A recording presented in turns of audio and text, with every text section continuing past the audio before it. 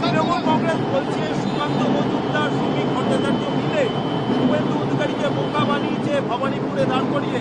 শুভেন্দু অধিকারী হারবে, দিলীপ জিতবে, এটা ওদের পুরনো নতুনের দ্বন্দ্বের ফলাফল। এটা তৃণমূল থেকে বলছে মুখপাত্র কুণাল ঘোষ।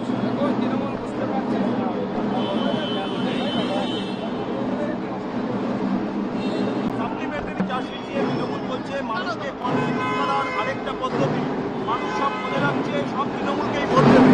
দেখুন, সাপ্লিমেন্টারি চার্জশিট সাপ্লিমেন্টারি লিস্ট যেটা বেরিয়েছে, এই সাপ্লিমেন্টারি লিস্ট সুপ্রিম কোর্টের তত্ত্বাবধানে তারা নিযুক্ত কলকাতা হাইকোর্টের তারা নিযুক্ত যারা জুডিশিয়াল অফিসার, তারা সেই সাপ্লিমেন্টারি লিস্ট তৈরি করছে। আপনার যদি সুপ্রিম কোর্টের উপর বিশ্বাস না থাকে, কলকাতা হাইকোর্টের উপর। ফলো করুন টাইমস নাও খবর।